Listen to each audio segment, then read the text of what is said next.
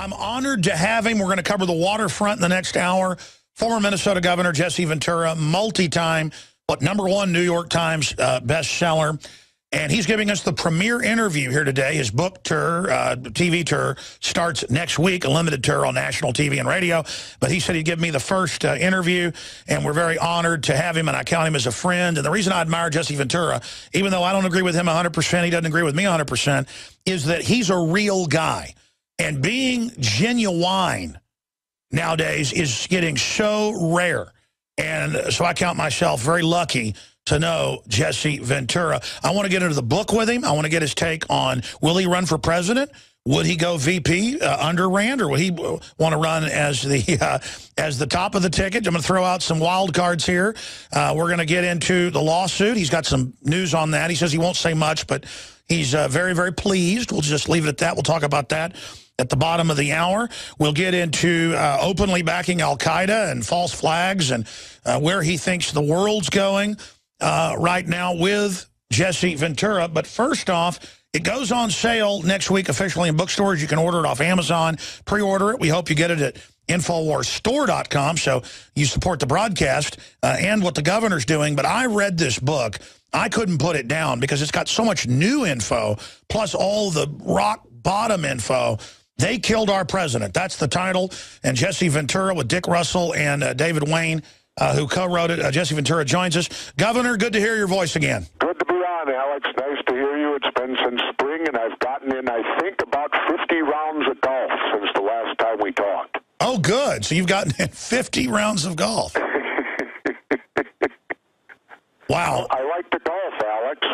Hey, I would golf if I was better at it. I don't care. When you get my age, I'm 62 now. It's the only damn sport you can do anymore. And who have you been rooting for? On what, golf? Yeah. Oh, I don't know. I root against all the guys that use the long putters. I'll put it to you that way, because that's an illegal club. The rules of golf say you must swing it. Well, that's anchored. So I always root against. They're nice people, don't get me wrong, but I just always root for the conventional people who putt the old way. What is your handicap on a standard course? I'm about a 15 or 16. I'll shoot in the mid to upper 80s if I'm playing pretty good, and if I go into the 90s, I'm not playing so good.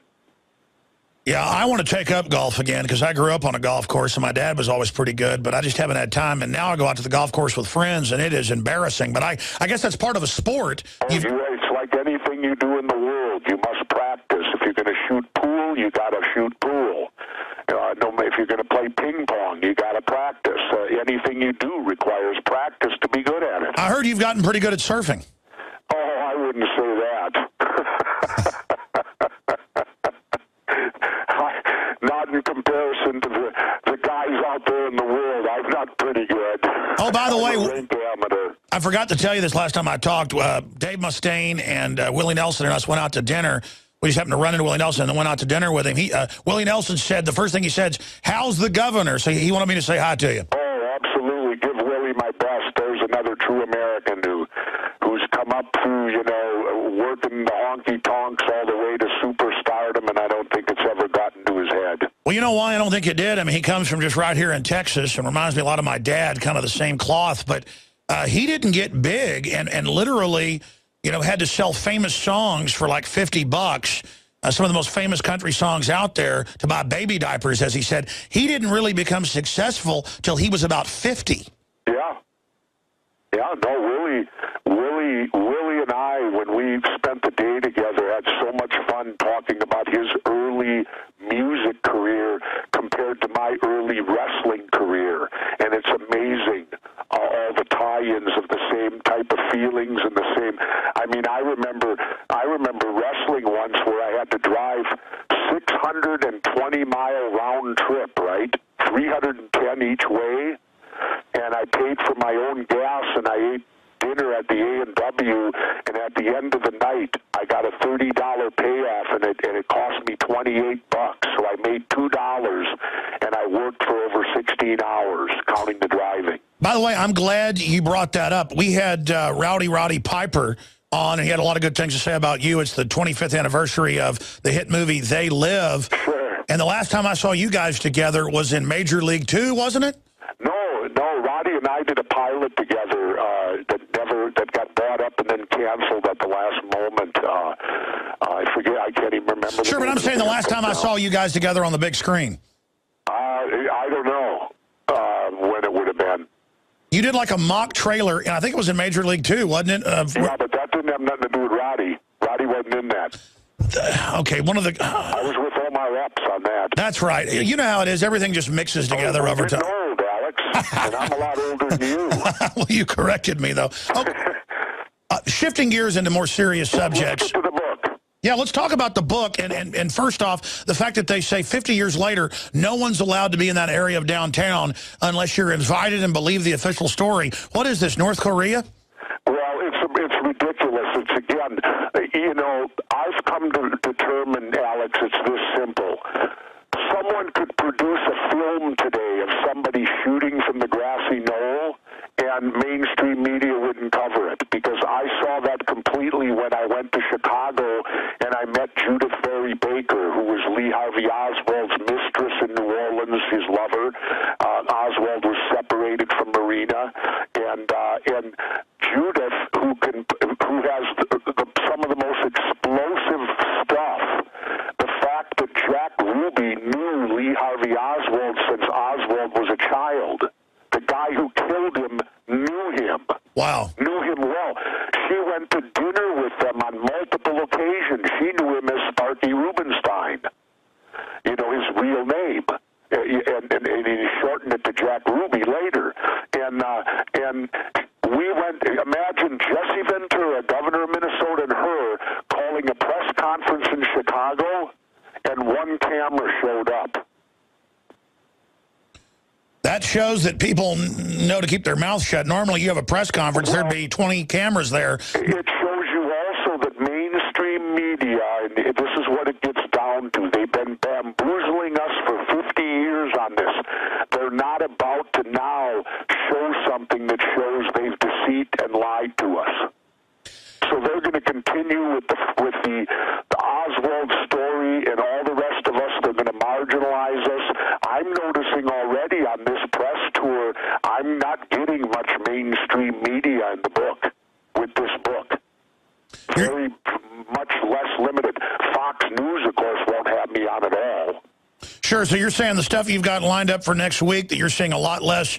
I mean, you would think with the 50th anniversary, you get even more coverage. Yeah, no, nothing on like Good Morning America, nothing on the networks, nothing on MSNBC.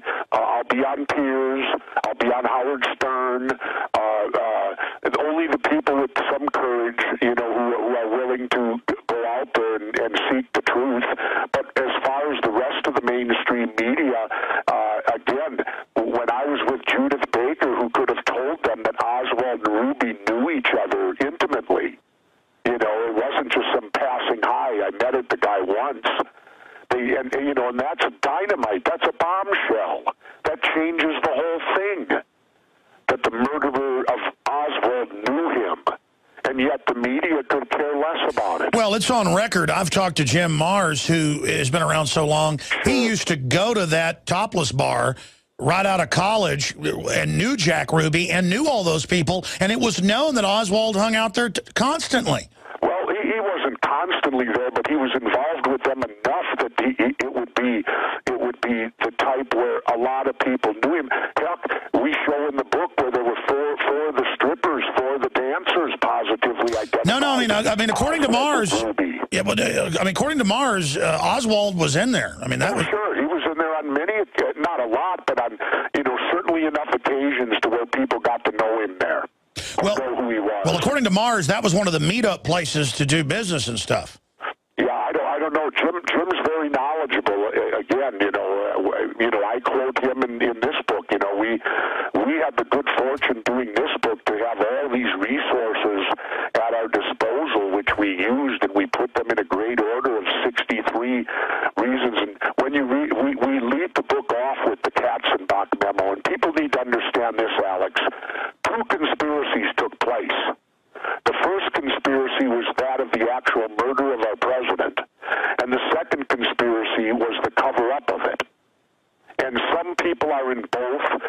people are only in one. You know, and I decided to lead the book off with the Katzenbach memo. Nicholas Katzenbach, he was the acting attorney general on Monday morning. Now, bear in mind, the president got killed on Friday. Oswald got killed on Sunday. This is Monday morning. We have this isn't me making this up. This is the memo from the acting attorney general, because naturally Bobby wasn't there. His brother had just been killed. He's not going to go to work Monday. And a memo from his deputy in charge to Lyndon Johnson through his proper channels stating that we must convince the public that Oswald had nobody working with him, that he was completely alone, and nobody else out in the world is loose right now that was part of this, and the fact that we must convince the public that if there would have been a trial, he would have been convicted. And then it goes on to even more stuff. I mean, what more of a smoking gun do you need? That's the whole thing. Oh, and then it goes on to say you need to form a commission of top integrity people and we can't allow any type of congressional or any other investigations to take place. Sure, but later they failed, and they did have a congressional committee, and what they found, 99% chance it was a conspiracy? Yeah, in 1976, the House Select Committee, and this is another thing people fail to realize, the government's last view of the murder of John F. Kennedy, and its last response was that it was highly probable that there was a conspiracy. They wouldn't say unequivocally there was, but they said most probable. And then they turn it over to the Justice Department, and what happens to it? Nothing. Well, let me tell you a brief story, and this is on YouTube. I did the interview now it's about 5-6 years ago. George Norrie came to town. We put on a big event. Thousands came out for 5:90 a.m. Our local affiliate, KLBJ, the namesake of the president, he actually used to own it. And this distinguished older gentleman comes up with his distinguished son who was older and said, I'm Mr. Grody. I own the funeral home, and I want to tell you, Alex, I came here because you're here. I was up there, signing stuff. He said, I'd like to do an interview. I've decided I'm pretty old, but he was still very sharp. He said, I only owned one funeral home then. And he said, the FBI came in with Lee Harvey Oswald, put ink on his hand, ink, and then put it on the rifle in front of me, and then told me, shut up. And then when they buried him there, they came back a week later, dug it up, and basically ran off with the body. And he came there in the morning, and it was all dug up and gone. And then I said to him and he and his son, I said, all right, well, next week I'll come out to your home. And it was up there in the hills overlooking, big mansion. As it turned out, they own one of the biggest funeral home chains in Texas. Ended up being a very successful. And I'm driving, and they're not there. And I later learned, on the way to meet us at their house, a big truck came in and ran them off the road into the ditch and almost killed them, Jesse. No kidding. No, that's a true story. Really? Yep. Well, we cover that portion in the book because, initially when the weapon was sent off to the FBI and then it came back, there were no prints on it at all could be found. And then lo and behold, and then we do talk about that guy because, he did go public, and it's in my book also, that he verified that Oswald's hand had what do you call it, all over it after they left. Yeah, they didn't just, because he broke it to me, and he's the guy. He said they didn't just take his hand and get it to put it on there. They put the prints on with ink, he said. Right. And it's just amazing. And Jesse, imagine this, and maybe it's a coincidence, but the family said, that's it, we're done, this is very suspicious. And then he was 90, he was like 90 then. I don't even know if he's alive now. I need to find out. Very nice guy, but he was sharp. And he said, I'm ready to tell the truth of what happened. And just a Texan, and then he got ran off the road with his wife, coming to meet me to officially put it on the record. Wow. Well, they did the same thing to Lee Bowers. Yep. Who was the gentleman that was in the tower at the railroad yard that day and saw the suspicious stuff behind the fence. Lee Bowers was later found dead in what allegedly was supposedly a one-car accident, but if you talk to the sheriff doing the report, the official report, they actually showed that he too was run off the road. I know you know probably more about the Kennedy thing than I do because you focus on it more. How many people does Mars and others say died suspiciously after? Oh, there's a huge amount. We cover the most important Yeah. Dorothy Kilgallen was the syndicated columnist, big name from New York, who went on the rampage when Kennedy was killed, and she wanted the truth. She didn't buy it. She's actually the only person that did a one-on-one interview with Jack Ruby. And when she came out from that interview, she stated, "I'm going to bust the Kennedy assassination wide open." Well, we cover a whole chapter of the book on her. And she went home, she was murdered, and all her transcripts that she had were stolen.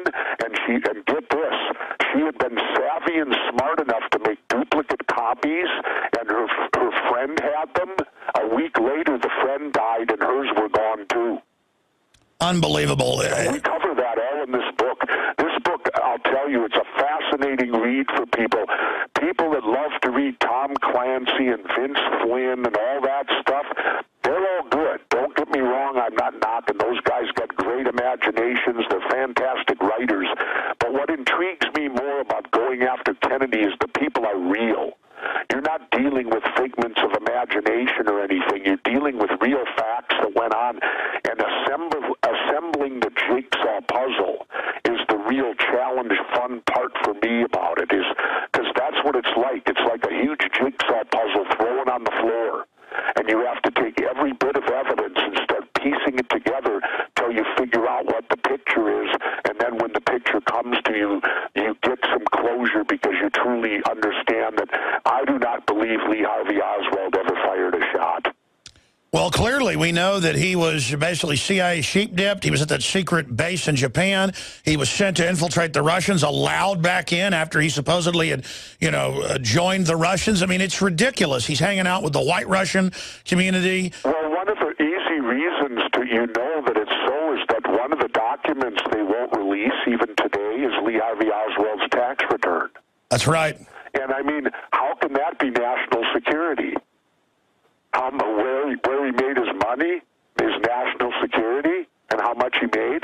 See, they don't dare release it because if the trail led back to the government, the paper trail of the money of being paid, well, that again changes the whole scenario of what they told us. And to me, there's no doubt in my mind whatsoever that the Warren report is completely fraudulent. People need to understand when the government, when you allow them to investigate themselves, that's putting the fox right in the hen house. And I realize it would be difficult. How do you get an independent civilians to investigate the government?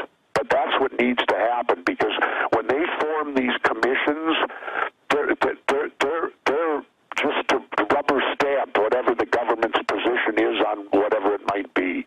And that's all that they do. And yet then the government uses them as the final thing, and then they won't answer any more questions on the subject because the Warren Commission said it, the 9/11 Commission said it, whatever the commission might be that says that this is, and they always come out exactly with the government's original story. That's why they call it the official story, Alex. It's generally used to protect officials. Well, sure, the old British saying, no, you're right. The old British saying is, don't believe something until it's been officially denied. Yeah. I mean, it's so frustrating. Now, we're about to go to break, but I want to briefly ask you this about the general state of the country. You've got 91% in Reuters poll against openly bombing Syria. You've got it mainstream news that Republicans and Democratic leadership have been backing al-Qaeda with NATO to attack Assad. I'm not saying he's an angel, but they've started the war. You've got Seymour Hersh in the London Guardian today. It's up on drudgereport.com. Says bin Laden raid, one big lie, the whole thing's fake. I've had Navy SEAL families now officially on. I actually got them to come on air, and I've talked to others off air, including people that live in Austin. But I've had the families on air, and they've been on national news saying they think it's all fake, and they put 23 of them on a helicopter, blew them up. None of it happened. We've got it coming out. The D.C. SWAT team says they were ordered to stand down. They think a cover-up at the Navy base. My point is, everything's coming out now. There was a drill with the Boston bombing. They executed, some of the friends of the Zarnev brothers. My point is, Governor, it looks like there's a mass awakening happening compared to what it used to be. What is your take on the state of the public mind right now? Well, first of all, let me add something that I learned about the Syria situation. This stuff on chemical weapons and the use of them and all that, that's a red herring. That's smoke and mirrors. The real reason that as I understand it from the information I've gotten, is that the oil companies want to run a pipeline through Syria, and Assad's not being cooperative. Yeah, the Israelis admit that. They need to overthrow him to get a cooperative government in there that will allow the pipeline to go through. And because always follow the money. You know, I'm a great follower of Major General Smedley Butler. And that's who I really judge when I look at our foreign policy. Then I go to Smedley's work, General Butler's work, and I compare it and say, what do I think Smedley Butler would say about this? Well said. And clearly, again, they're not going to show you all wars are conducted so that certain people get... Stay right there, Governor. We got to go to break. Stay there. I want you to come back with that. The Alex Jones channel is the official page of the Info War. But don't miss what's happening on our other channels. The Info Warrior, with the week's best videos. Prison Planet Live, where Paul Joseph Watson gives his expert analysis. And keep up with the rest of the InfoWars crew on our other pages. All of our videos are available to repost for educational purposes. See the sidebar of the Alex Jones channel for the subscription links. And remember, you can always find our videos in the highest quality by becoming a member of PrisonPlanet.tv.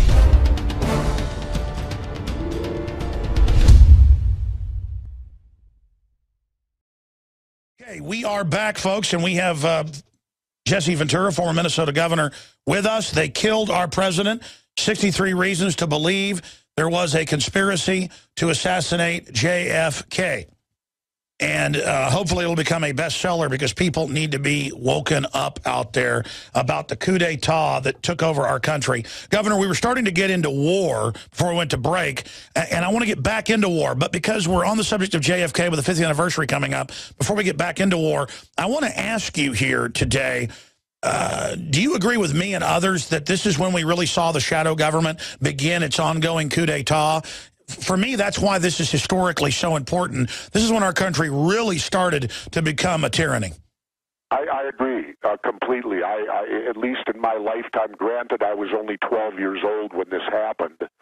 But I agree, Alex, that it was the murder of John F. Kennedy. It was a coup d'etat. People in this country got to stop being in denial, and they got to start realizing that assassinations of presidents happen all the time through history, and generally they are always conspiracies. There's not one person that does it. And it's ridiculous in this country that every assassination that takes place in this country, it's always a lone nut. And it's always done to a person who stands for peace. John F. Kennedy, Robert Kennedy, Martin Luther King, John Lennon. All four of them stood for what? Peace. Ending a war. Great transition into war, isn't it, Alex? It's a perfect transition into war. You got cut off by the music, so I'd like you to recap and continue where you were going, Governor, with... Well, wars are fought. I follow the teachings of Major General Smedley Butler, the two-time Congressional Medal of Honor winner. And he makes it very clear that wars are fought because someone's going to profit. Wars are done for profit. Certain people are going to make huge money, and they manipulate everything and force the hands and make these wars happen. They don't just happen because people don't get along. It's orchestrated. And here's what I believe and what I've learned on Syria. The oil companies want to put a pipeline through there, and Assad's not being cooperative. So it's in their best interest to overthrow his government, get in a cooperating government so they can get their pipeline through, and that all this chemical weapons stuff is the smoke and mirrors to get the U.S. people to back in for our military to go in there. I mean, when you look at chemical weapons, I find it astounding, the hypocrisy. What is napalm? Napalm's a chemical weapon that burns you to a crisp in a matter of a second, and we've been using it for 60 years. That's right. So how is us using a chemical weapon okay? But and don't get me wrong, I'm not for chemical weapons. I'm not for the weapons at all. How about let's try peace a while? Imagine that silly concept that John Lennon sang about, give peace a chance. Well, the last time I saw you... It's not going to happen because we're a country of war brokers here. That's right. The power of this country is the power to go to war. That's why we're fighting wars all over the world. And thank goodness, if hopefully these polls are correct, that 90% of us are saying take your war and go to hell with it. Oh, it's more than that probably. The poll's 91% in Reuters, but Congress people, Republican and Democrats, said they were getting 100, 200, 300, 400 calls to 1, depending on which member put out the numbers, against it across the board. I almost had a heart attack when I heard Rush Limbaugh say this looked like a frame job, false flag. The last guy I heard say that on a big forum like that was Jesse Ventura last year on Piers Morgan talking about Syria. You said that I'm looking for a false flag. Do you remember a year ago saying that? Yeah, because and we're also going to have another false flag locally so that they can clamp us down more here, too. You know, they got to make us safe, don't they? Exactly. Is that what your gut tells you? Oh, yeah.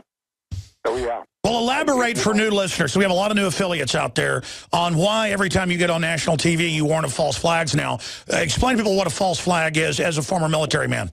Well, what it is, it's not even military. It's truthfully almost political, too. Oh, yeah. It's when a country desires to do something, they do an operation called a false flag operation to use propaganda from that to get the people to support going to war or support the position that they want to have happen.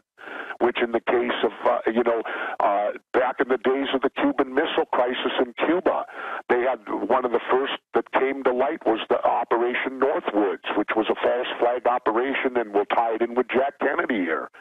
It was a false flag operation where the Pentagon and all the power guys that wanted to go to war actually wanted to stage a false flag where it would make it look like Cuba attacked the United States, which would then get the people of America angry enough that they would then be positive on an invasion of Cuba and a military action against them.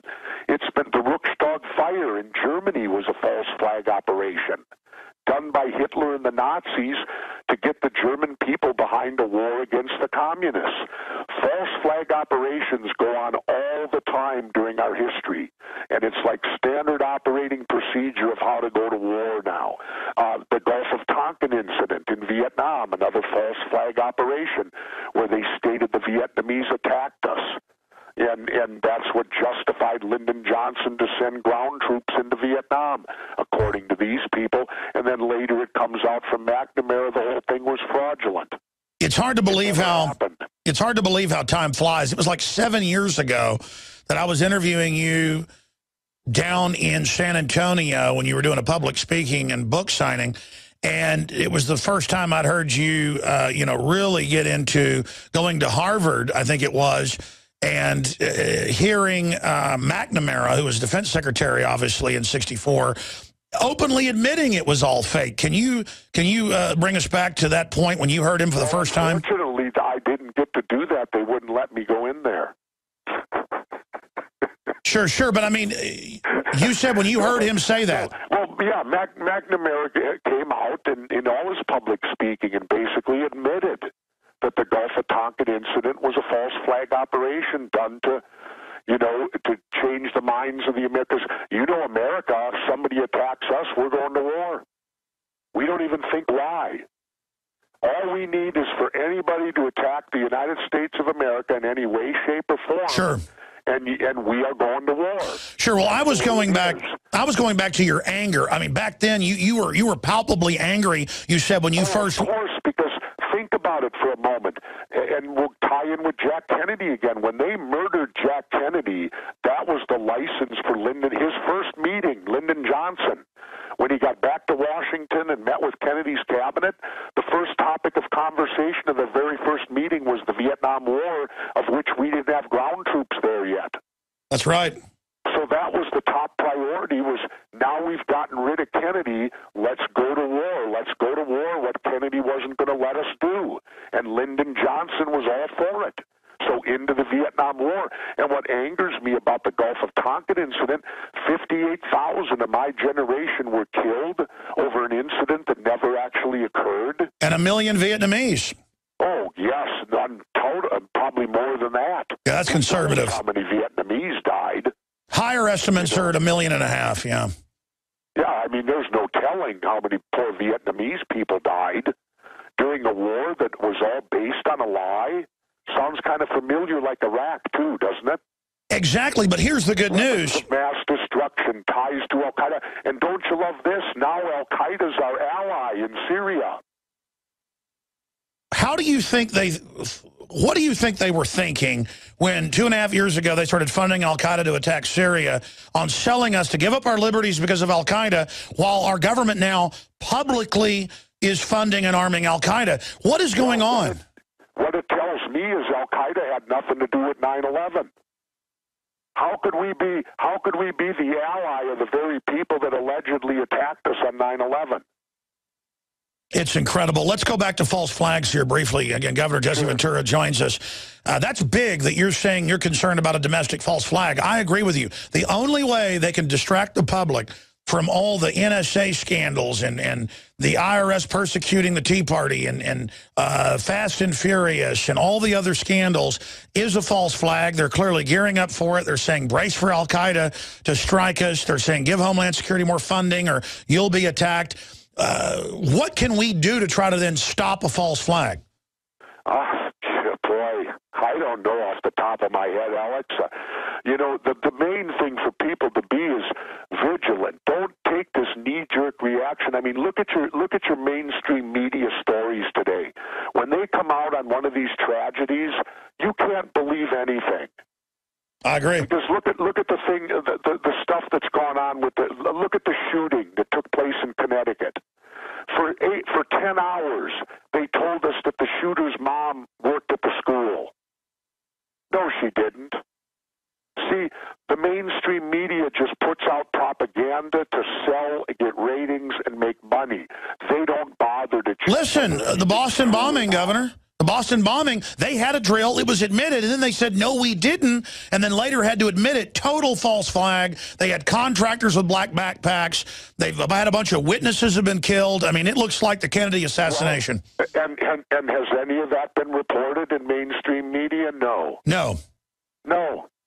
The only place things like that get reported are on your show and quote-unquote underground or the internet or whatever you want to deem it or label it. Let me ask you this. Mainstream media won't cover anything that does not have the government stamp of approval on it. And I think people need to wake up to that and understand that they all have... I mean, look at Bill O'Reilly. I saw videotape from my friend Russ Baker, showed it to me, of Bill O'Reilly on Current Affair demanding an investigation of JFK's murder. This is way back in the 80s when new information had just come to light. O'Reilly's on there demanding that the government open up and investigate and tell us the truth about the murder of Kennedy, and yet today he writes a multi-million-dollar best-selling book, all putting forth the myth that Oswald did it. He didn't really, that wasn't the reason for the book, but it was a book on Kennedy, but the conclusion was, of course, and that's where O'Reilly stands today, that Oswald acted alone.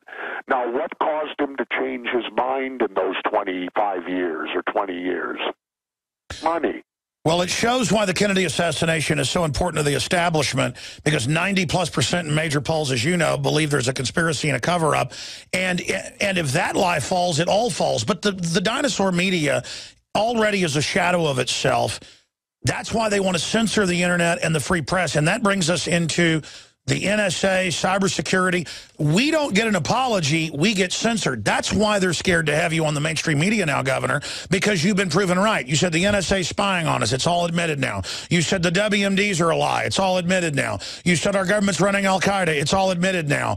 I mean, on so many fronts, we've been proven right. That's why they're scared to have us on now. But they're only making themselves obsolete. So where do you think this is all going? I can announce to you, I guess, today, Alex, that I'm going to be getting my own internet show. Good. So I will be on the internet, and which is a new realm for me now of moving forward and doing that. And considering I'm really computer ignorant when you want to get down to brass tacks, but I do see that the internet is the future. Pretty soon the internet's going to replace mainstream television, I think, within 10 to 15 years. Oh, yeah, it's already happening. And yeah, I don't think television will be I'll be the old dinosaur that still has a big screen TV hoping to get the football game on Sunday. Well, no, you just put your internet on the big screen TV. But, Governor, this is exciting because I hadn't heard this. Are you breaking here now that you're going to start a radio show? That's wonderful. Oh, no, well, it's not just radio. It's going to be visual, too. Oh, fantastic. Can you give us any details? Yeah, in order to, I'll give you this detail. Do you remember, I don't know, Alex, if you're young enough or not, but way back when earlier in my life, they had what they called Radio Free America. Oh, yes. In Europe, where they broadcast over the Iron Curtain. Yes. Well, that's what I'm doing. I'm going to do this show from a foreign country, and I'm going to broadcast it into the United States. That way I might be free of drone surveillance, and I won't get arrested. That's right. So you're going to broadcast into occupied America. The chair is against the wall. I'm going to broadcast over the lines back into occupied America and allow them to hear the truth. That is a genius, absolutely, because that's what it is. I mean, it's not even a gimmick. I'll be joining. I'm joining a clientele that's marvelous. Wolfman Jack. That's right. remember when there was that mystique that the Wolfman was actually broadcasting from a foreign country because they wouldn't allow him here? Well, what's exciting about this is I guarantee you if you carve it up into vignettes, radio stations will pick it up and TV stations. Well, it's an exciting thing for me. I'll be working. The boss of my company is an interesting fella. He's from Mexico City, and it'll be fun to work for someone who's not from the United States. See, I can't get a job very good here in the States, so I got to go foreign to get one. Well, that's because they're scared of you. And speaking of that, would you run on a ticket with somebody like Rand Paul? I don't know him well enough. I know his father. I've never met Rand. I know his father, Ron, and but would I run on a ticket with him? I don't know. I haven't thought of it. I'll find out a lot more on Wednesday when I hit New York with Howard Stern to see if it's Ventura and Stern. Oh, so there's talk about you running for office with Howard Stern. Well, I've made that statement. If I did run, I would want Howard as my running mate. Oh yeah, I've heard that before. That would be wild. It's not, but it's not a joke. It's for real if I do it. Oh, I know he's popular on the East Coast. He's very popular all over. That isn't the reason either. Howard has the most powerful radio show in America, and he wouldn't have to come off the air. It is powerful. I've been on it and experienced it. It is big. Well, here's the deal. See, when I ran for governor of Minnesota, I was doing talk radio on Minnesota. I had to lose my job. I had to be suspended without pay and taken off the air because of FCC regulations. That's right. Violates your First Amendment. Stay there, Governor. Final segment with Jesse Ventura. Man, the time went quick. We'll talk about the lawsuit and politics straight ahead. Stay with us. Jakari Jackson here, and I want to talk to you for a second about water. You know about ProPure, our flagship water purification system, but check out some of our portable water filter products at InfoWarsStore.com. The clearly filtered water pitcher.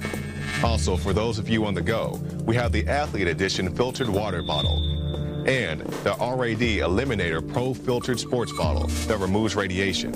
And keep in mind, we have replacement filters for all of these products. The ever-popular grab-and-go bag favorite, the Life Straw, the Crystal Quest shower filter system, and the Aquapod kit, great for mass storage of water. And while you're at the InfoWars shop, pick up a copy of our latest book, 31 Days to Survival. You can find all this and more at the InfoWarsStore.com, and don't forget it's your support that funds our operation. Sign up for our free newsletter at InfoWars.com/newsletter.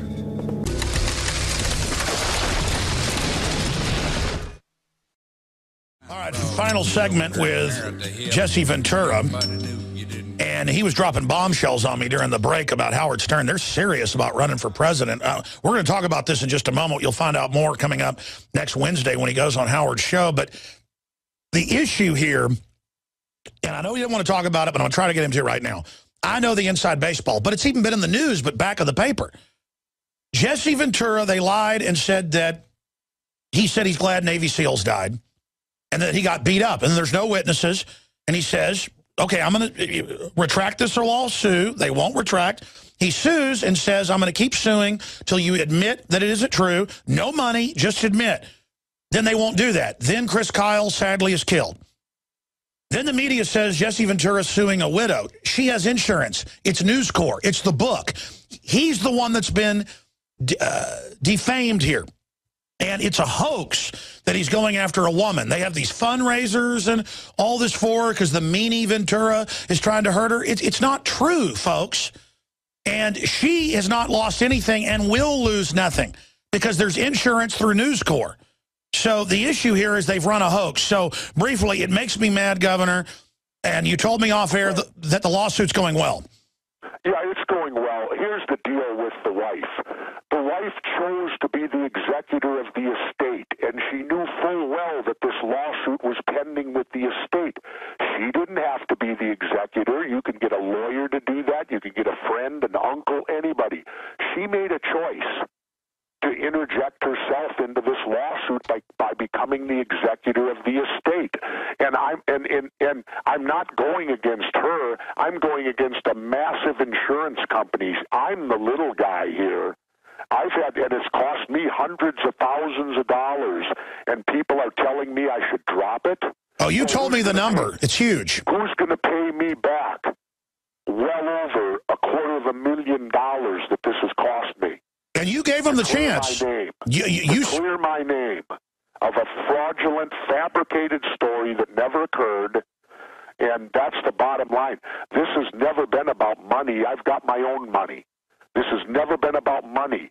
But if the other side will not admit to the fabrication, well, then money's the only thing that talks at that point. I've been damaged. By the way, I called you on Skype in Mexico to give you the bad news, and you almost didn't believe me, and we're shaken, and it's wrong to do things to people like this to try to destroy you so you can't run for president. Now, shifting gears in the 2 minutes we've got left, tell me about the Howard Stern situation.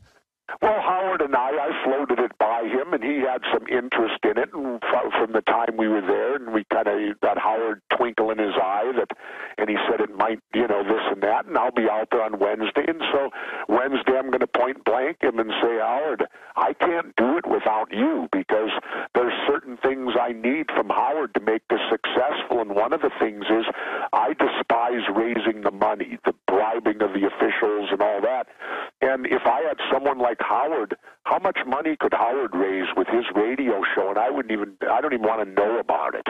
And it's not FCC regulated.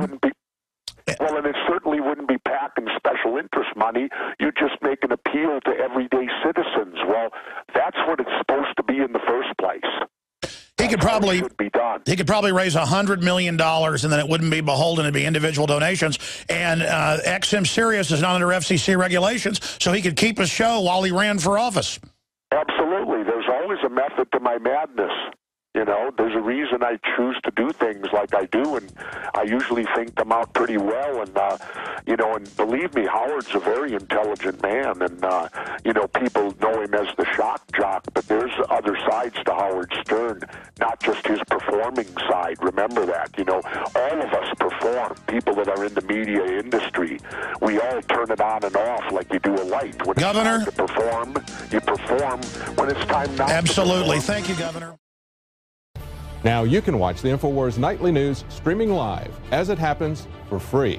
Check it out at Infowars.com/show.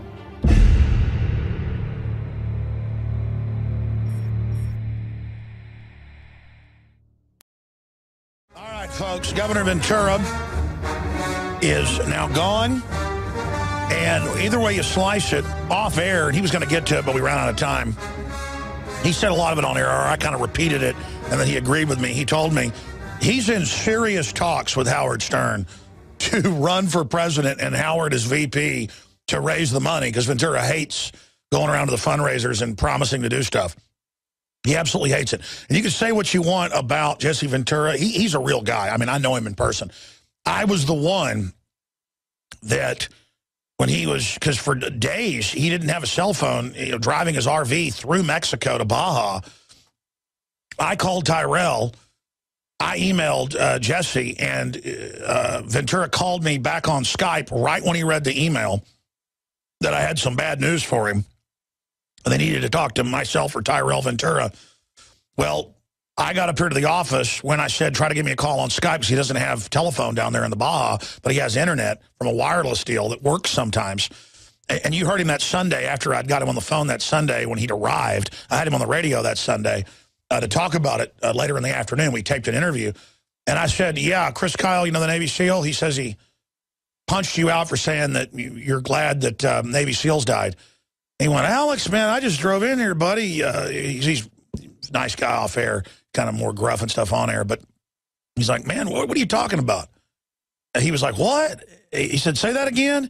And then I told him about it and told him what was on Fox News. And he went, huh? I mean, I can't really do the imitation of it because he had it on speaker and his wife was there. And she's like, what?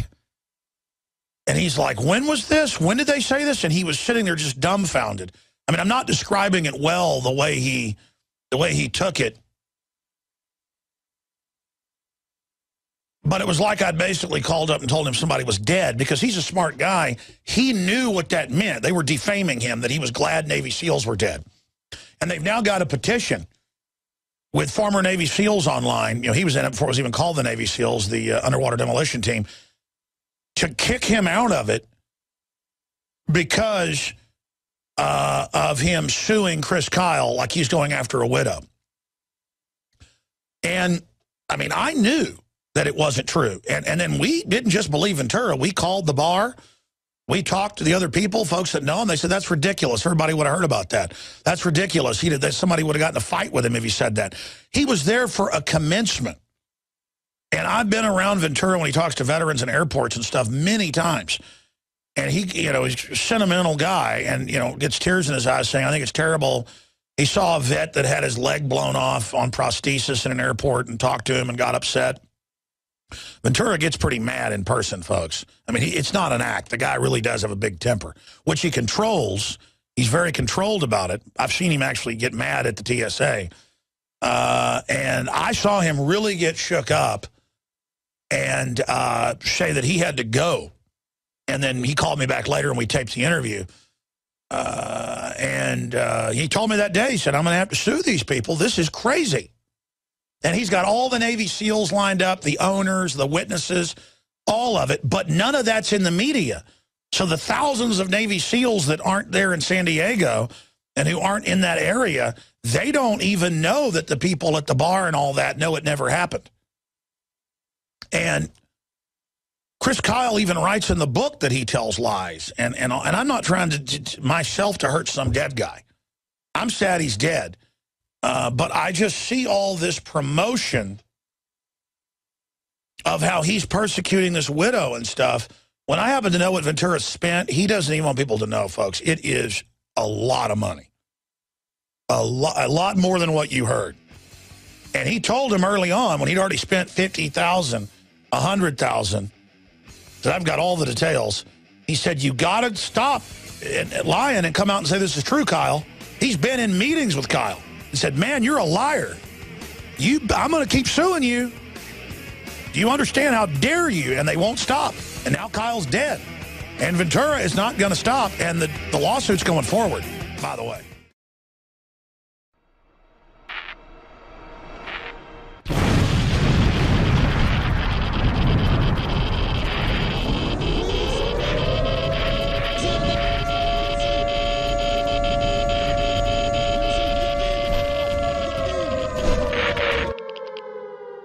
Alex Jones here to warn you about some of the most important health information you may ever hear.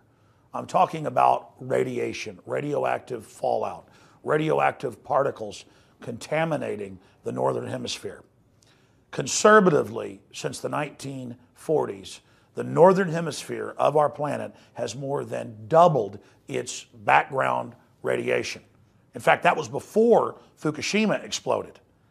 Now the levels are going up and up and up. Fish are contaminated in the Pacific, and the FDA, the EPA, and others, they're not worried about it. They've been raising the levels of what they claim is safe radioactive particles. Well, I began to discuss with my wife protecting myself, her, and of course our children. Most importantly, I have 3 small children, ages 10, 9, and 5. Radiation really affects children more than adults because they have fast-growing cells. All the literature is clear on that. And I went and talked to medical doctors, scientists, nuclear physicists, nutritionists, and I said, what's the #1 thing I can do to protect my family? And they said, Alex, it's leave the northern hemisphere. Go south of the equator. That's where the radiation levels are very, very low. If you look at the wind patterns, the north hardly interacts with the south. And it's unfortunate that we've done this to our planet.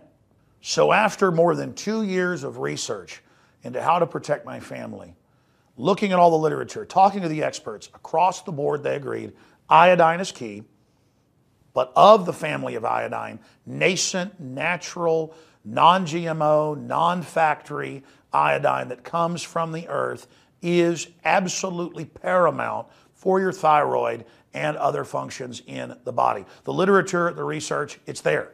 It's not my opinion. It is admitted that iodine is essential for the health of our bodies overall, and nascent iodine is the best form. Now, we're announcing the launch of InfoWarsLife.com, and we're going to bring you scores of products over the next few years that we're researching and developing. But nascent iodine is the first product we're coming out with because it's so important, and it's also listed as a fluoride detoxer. It does so many other things. Your body needs it, and when you don't have enough iodine, forget the radiation, your thyroid absorbs the sodium fluoride and other things. And it's the good iodine, the nascent iodine, that is able to block that and just do so many things for your body and your health. I've been taking it. It's amazing. It's a lot better than coffee, I'm here to tell you. And that's why we are now offering our own nascent iodine that's double the strength, made in the best laboratory that is FDA certified and accredited. And it is double strength at half the price of the leading competitor. You know my rule, bring you the highest quality products at the lowest prices we can, so it's a win-win-win. I believe in you reap what you sow. So not only will you get the best deal on nascent iodine at InfoWarsLife.com for your general health and also for any type of emergencies or disasters, you will also be getting a great deal and supporting the InfoWar and our news operation, promoting the cure for tyranny, the First Amendment, promoting liberty and a rediscovery of the Bill of Rights and Constitution and true Americana that's made this nation so great.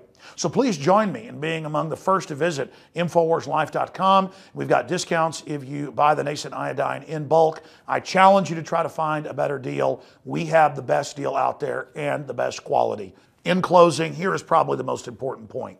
You don't just take nascent iodine when disaster strikes, when there's some new giant disaster. The Northern Hemisphere is already double what it was 60 years ago with the radioactive background. I believe from the research I've done and the experts I've talked to, it is key to take nascent iodine to protect your thyroid from the radiological disaster that's already happened.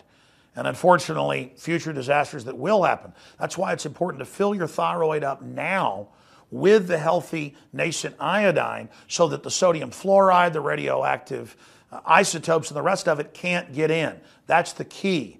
This is something that across the board has been shown in study after study to be an absolutely essential nutrient in the body. Until a few decades ago, the government put it in the salt because they knew you needed it. But then they took that out, that's good for the thyroid, and put the sodium fluoride in that's bad for it. Talk about eugenics, talk about soft kill, talk about an invisible weapon in the water supply.